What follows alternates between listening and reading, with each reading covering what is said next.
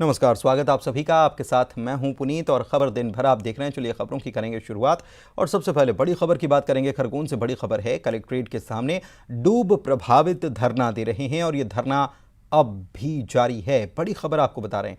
दरअसल खारक बांध के डूब प्रभावितों का ये धरना चल रहा है। दोपहर 3 बजे ये रैली के जरिए, रैली की शक्ल में कलेक्ट्रेट पहुंचे थे और इनका ये कहना है कि सुप्रीम कोर्ट के आदेश के आधार पर मुआवजा दिया जाए, इसकी मांग ये कर रहे हैं। और मुआवजा देने की मांग पर आदिवासी अड़ गए हैं। अधिकारी समझा रहे हैं, समझाने का असर हुआ नहीं। रात में भी इनका धरना प्रदर्शन जारी है। धरना स्थल पर आदिवासी गीत गाकर नृत्य किया जा रहा है। अपनी मांगों को लेकर आवाज बुलंद की जा रही है। पूरी व्यवस्था से आए हैं क्योंकि आप देख सकते हैं कि धरना दिया जा रहा है और रात गुजारने की भी पूरी इनकी तैयारी साथ में ही थी। तो अब तो ये अड़ गए हैं। आशुतोष पुरोहित हमारे खरगोन संवाददाता हमारे साथ जुड़े हुए हैं। खारक बांध का आशुतोष, ये मामला सुप्रीम कोर्ट के आदेश के आधार पर इनको मुआवजा दिया जाए, इनकी ये मांग, और प्रशासनिक अधिकारी समझा रहे थे लेकिन समझे नहीं, माने नहीं, हटे नहीं, तैयारी से भी आए हैं। दिख भी रहा है तस्वीरों में।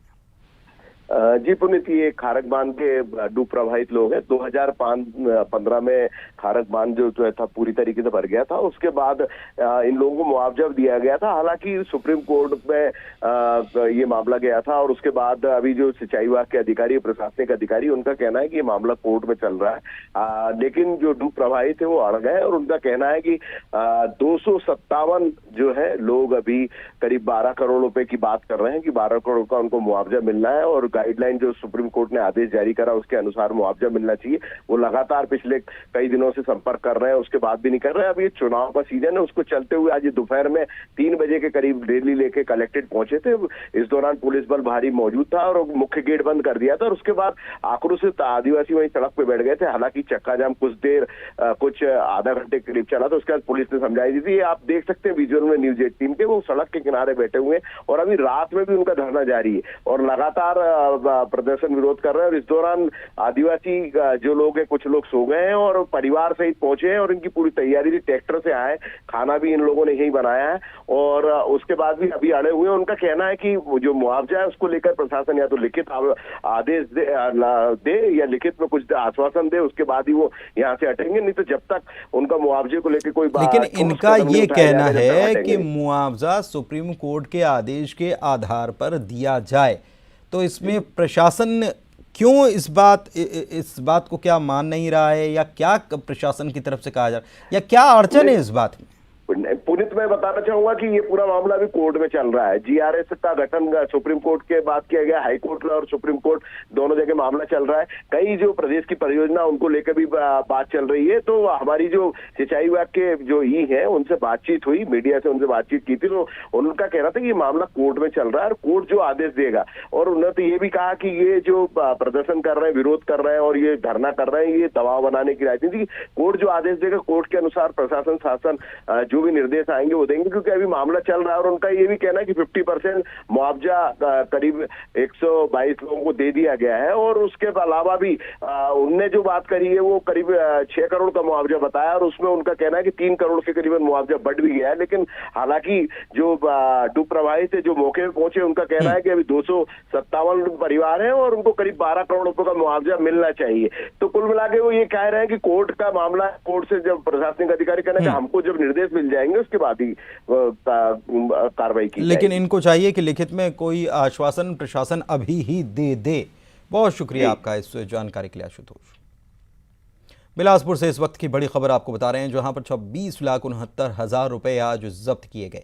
वाहन चेकिंग चलाई गई थी पुलिस के द्वारा। इस दौरान 26,69,000 रुपए की रकम जब्त की गई है। तारबहार पुलिस ने 20 लाख रुपए जब्त किए हैं। 2 दिनों में अलग अलग जगहों से कुल 63 लाख रुपए कैश बरामद हुआ है। चांदी के जेवरात भी मिले हैं। और आपको बता दें कि चुनाव के मद्देनजर, सुरक्षा व्यवस्था के मद्देनजर ये तलाशी अभियान चल रहा है। चेकिंग पॉइंट लगाए गए हैं जिस पर संदिग्ध वाहनों की तलाशी ली जा रही है। 71 किलो चांदी की ज्वेलरी भी जब्त की गई।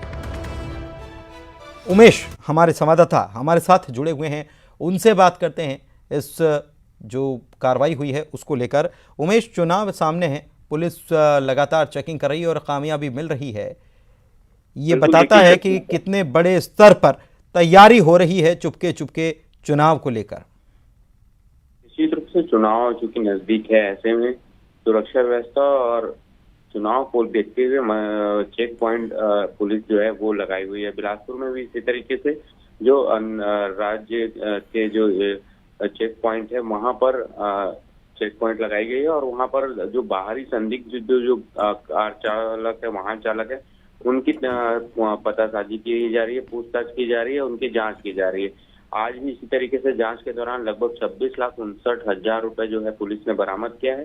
तारबहार थाने में 20 लाख रुपए तारबहार पुलिस थाने चेकिंग के दौरान जब्त किए हैं। अब इसको देखते हुए 2 दिन की बात करें तो 2 दिन में लगभग यहाँ पर 63 लाख कैश, 71 किलो चांदी, इसके साथ ही अगर हम कहें तो 2017 नग साड़ी और 200 नग कब्बल जो है वो पुलिस ने बरामद किए हैं। तो निश्चित रूप से पुलिस इस तरीके से लगातार यहाँ पर जांच चेक पॉइंट लगाई हुई है, जिसके मद्देनजर ये देखा जा रहा है कि चुनाव के समय खपत किए जाने वाली जो सामग्री है वो बड़ी मात्रा में पुलिस जब्त कर रही है और जिन लोगों से जब्त कर रही है उनके पास इस सामग्री का ना तो कोई जवाब है, ना तो इनका कोई लेखा जोखा है। तो निश्चित रूप से 102 धारा 102 के तहत इन सामग्रियों को जब्त कर रही है और उचित जवाब नहीं देने वालों के खिलाफ कार्रवाई करने की तैयारी कर रही है। बहुत शुक्रिया आपका इस जानकारी के लिए उमेश। सूरजपुर से बड़ी खबर आपको बता रहे हैं, जहां पर 3 महीने के बच्चे की इलाज के दौरान मौत हो गई और इस मौत के बाद परिजनों ने हंगामा खड़ा कर दिया। अस्पताल प्रबंधन पर आरोप लगाया जा रहा है कि ऑक्सीजन के अभाव में बच्चे की मौत हुई है। कार्रवाई की मांग को लेकर अस्पताल में प्रदर्शन भी किया गया। सूरजपुर से ये बड़ी खबर।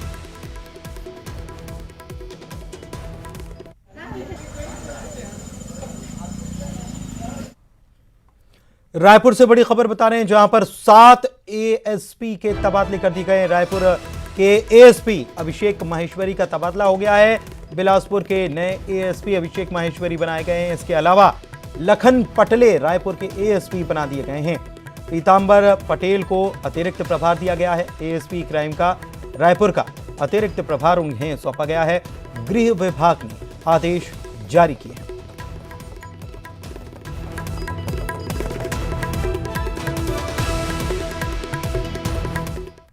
इंदौर से बड़ी खबर आपको बता रहे हैं, विधायक आकाश विजयवर्गीय ने तलवार लहराई है। जन्मदिन के मौके पर तलवार लहराते हुए नजर आए। बड़ी संख्या में बीजेपी के कार्यकर्ता पहुंचे थे।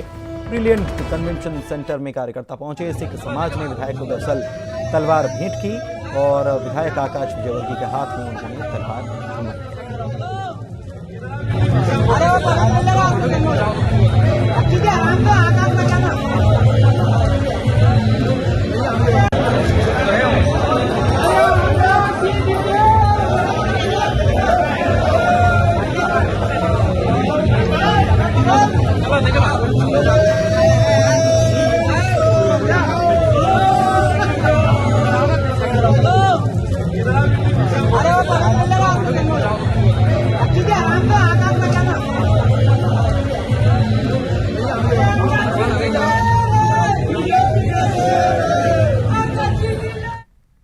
दिल्ली से बड़ी खबर इस वक्त की आपको बता रहे हैं। छत्तीसगढ़ चुनाव को लेकर अहम बैठक हो रही है। केंद्रीय गृह मंत्री अमित शाह के आवास पर बैठक हो रही है। बैठक में राष्ट्रीय अध्यक्ष जेपी नड्डा भी मौजूद हैं और छत्तीसगढ़ कोर कमेटी के तमाम नेता भी इस बैठक में मौजूद हैं। ये बड़ी खबर इस वक्त आपको हम बता रहे हैं।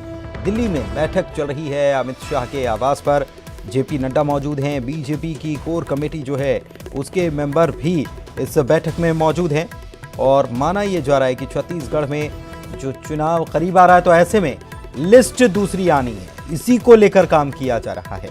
इस बैठक में मंथन किया जा रहा है, चर्चा की जा रही है। अमित शाह के आवास पर यह बैठक हो रही है और तमाम नेता, कोर कमेटी के तमाम नेता इस बैठक में पहुंचे हुए हैं।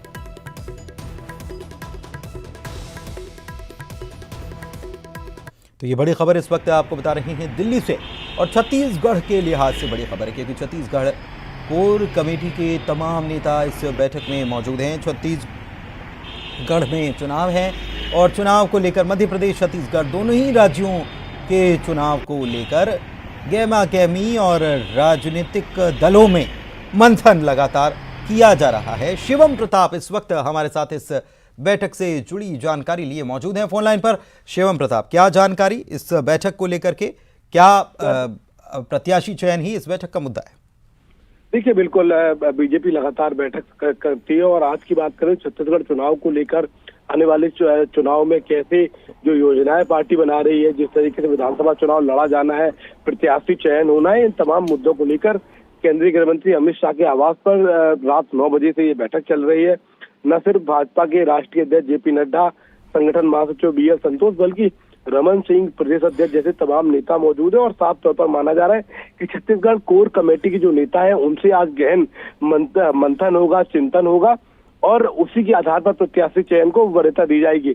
हालांकि बैठकों का दौर अभी और चलने वाला है। सूत्र बताते हैं कि कल भी बैठक होगी, लेकिन जो इस वक्त बैठक हो रही है इसमें साफ तौर पर प्रत्याशियों का चयन किया जाना है। उसके अलावा जो तमाम चुनाव को लेकर तैयारियां की गई हैं कि कैसे जो तैयारियां हैं उनको जमीन पर उतारा जाए, उसको लेकर ये तमाम नेता गहन चिंतन कर रहे हैं। सबसे बड़ी बात है कि बीजेपी की एपेक्स बॉडी स्टेट बॉडी के साथ कॉन्वर्सेशन कर रही है और लगभग 2 घंटे का समय बीत चुका है।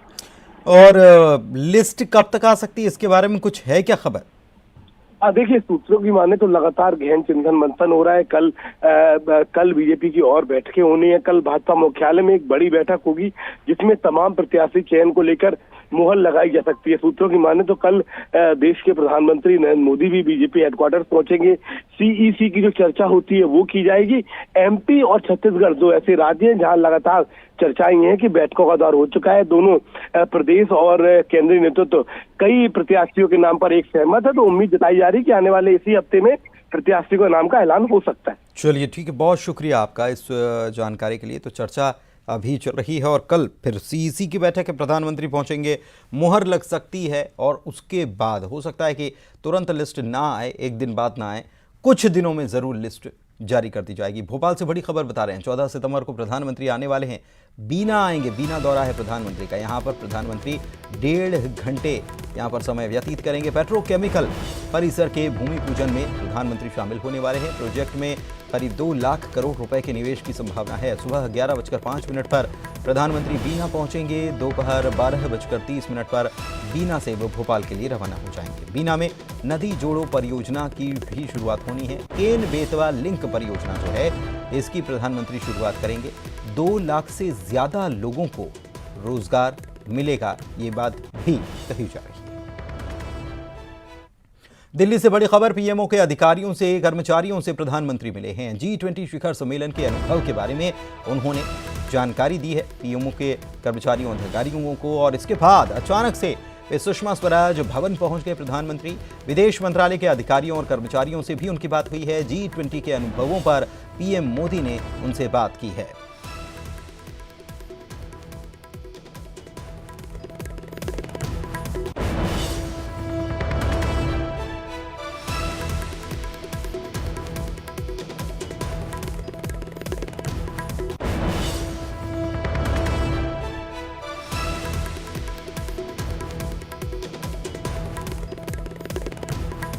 तो पीएमओ के अधिकारियों कर्मचारियों से प्रधानमंत्री मिले हैं। G20 का शिखर सम्मेलन जो है ये सफलतापूर्वक पूरा हो चुका है और इसके बाद प्रधानमंत्री ने मुलाकात की है पीएमओ के कर्मचारियों अधिकारियों से। साथ ही विदेश मंत्रालय के कर्मचारियों और अधिकारियों से भी वे पहले अचानक से सुषमा स्वराज भवन पहुंचे और यहां पर विदेश मंत्रालय के अधिकारियों कर्मचारियों से उन्होंने मुलाकात की और G20 को लेकर जो अपने अनुभव हैं वे उन्होंने साझा किए हैं। तो दिल्ली से ये खबर आपको बता रहे हैं, प्रधानमंत्री नरेंद्र मोदी पहुंचे सुषमा स्वराज भवन और साथ ही उन्होंने पीएमओ के जो अपने अधिकारी हैं, कर्मचारी हैं, उनसे उन्होंने चर्चा की है।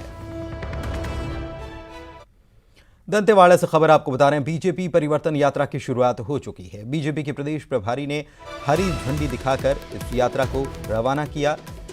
यात्रा में बड़ी संख्या में कार्यकर्ता मौजूद रहे। परिवर्तन रथ पर बीजेपी प्रदेश अध्यक्ष अरुण साव और पूर्व मुख्यमंत्री डॉक्टर रमन सिंह मौजूद रहे। टोकापाल में आम सभा और जगदलपुर में रोड शो भी होगा।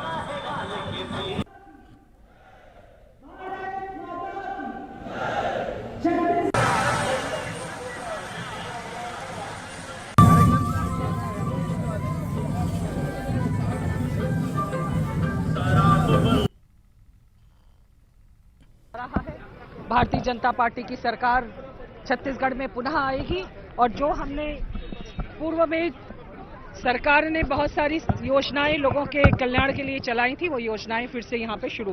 देखिए, भारतीय जनता पार्टी पिछले साल भर से 90 सीटों को टारगेट करके अपने चुनावी व्यूह रचना कर रही है और निश्चित रूप से ये आज जो हमने पहली विजय यात्रा शुरू की है, विजय संकल्प यात्रा, ये इस क्षेत्र में घूमती हुई बस्तर से, दूसरी 15 तारीख को शुरू होगी जो जसपुर से शुरू होगी और आखिर में बिलासपुर में हम बड़ी विराट रैली करने वाले हैं। हमारे चुनावी प्रोसेस का इस भूपेश सरकार के भ्रष्टाचार को गांव-गांव तक पहुंचाना, कितना भ्रष्टाचार किया वो, साथ ही साथ आदरणीय प्रधानमंत्री जी की लोक कल्याण योजनाएं पिछले जो 9-9.5 वर्षों में दी है उनको घर घर तक पहुंचा।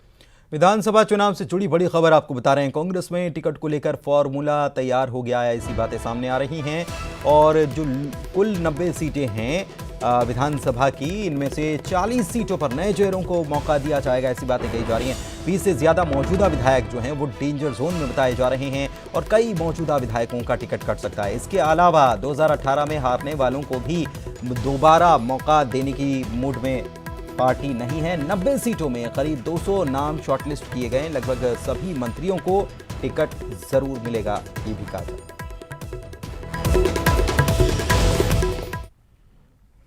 लगभग प्रदेश चुनाव समिति के सारे बैठकें हो चुकी हैं, सभी सीटों में लगभग नाम आ चुके हैं।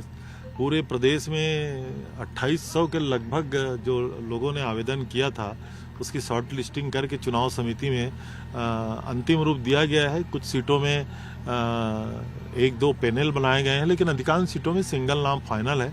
अब जैसी स्क्रीनिंग कमेटी बैठेगी उसके बाद मैं ऐसा समझता हूँ, आप देखेंगे कि वरिष्ठ से वरिष्ठतम सदस्य भी विधानसभा में जिनकी जीतने की संभावना है और जहाँ जहाँ ऐसा लगता है कि हम पिछले चुनाव नहीं जीत पाए थे वहाँ नए प्रत्याशी तो निश्चित रूप से आएंगे और युवाओं का समावेश रहेगा, महिलाओं का समावेश रहेगा। सभी बुलेटिन में इतना ही। नमस्कार।